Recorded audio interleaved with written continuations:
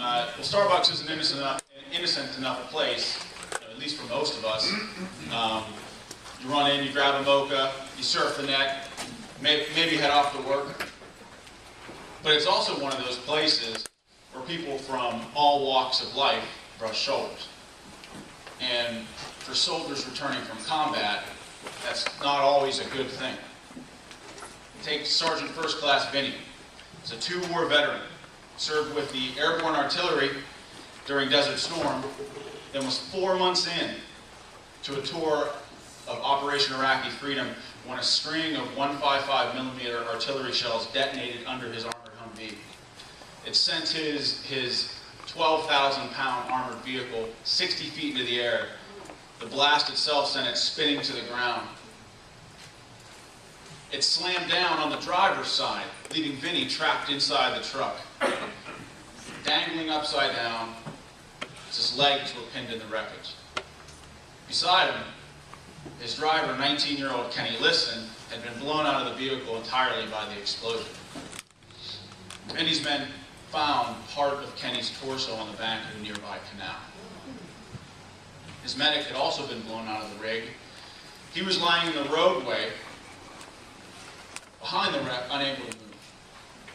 Both of his legs had compound bilateral fractures that nearly forced the doctors to amputate at Baghdad Combat Support Hospital. Vinny's teenage gunner, a homeschooled kid from a devout Catholic family, had been hit by shrapnel in the armpit.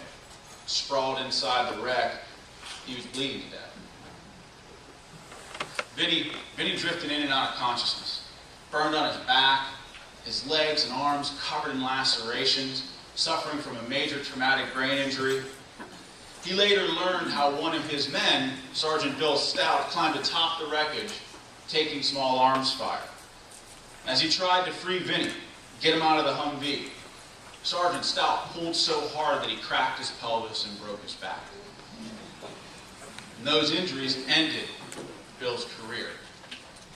Well, Vinny survived.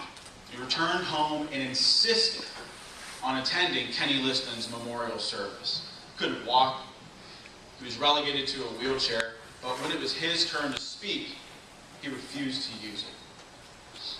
He rose out of his wheelchair and staggered to the podium, but as he talked about his beloved driver, he lost his balance and slipped and fell.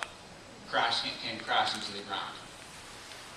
As you all can probably tell by now, Vinny was all heart, through and through. And for weeks after, he drank in front of the television at home until liquor brought fitful sleep.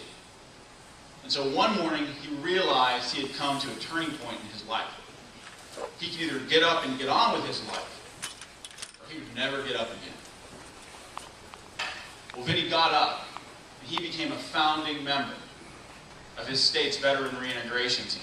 He devoted himself to helping other warriors and veterans settle into a life after combat.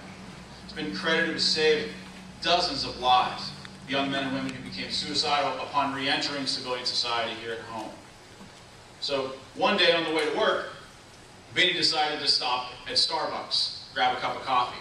Still walked with a noticeable limp from his wounds in Iraq.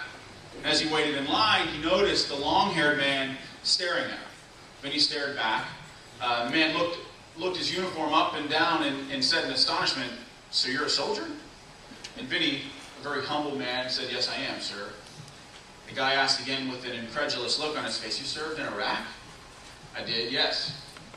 And a look of I remember Vinny telling me that a look of pure disgust just crossed this man's face. And then he blurted out shortly thereafter, "Well, then I guess you must be a baby killer."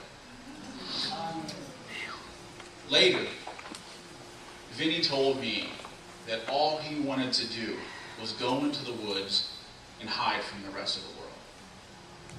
And you see, ladies and gentlemen, these are the sorts of moments that returning warriors like us dread the most. The key to reintegration is so unbelievably simple that most of us miss it. Respect and understanding. And that has to go beyond welcome home parades. It has to go beyond politicians and their Veterans Day speeches. It has to go beyond the heartfelt thank yous and free drinks. After fighting with neighboring tribes, or with the U.S. Army, Sitting Bull's braves would return to their village to be met by all of its members. And at a ceremony, each brave would tell and share his tale of battle to the rest of the tribe. His burden would become the village's. And it was a uniting and powerful rituals that brought these warriors back into the fold. Sitting Bull actually had a metaphor to describe combat service, that each warrior would come back from war with a pack full of stones. And it was his tribe's job to take those stones out one at a time so that the burden could be shared evenly throughout his tribe.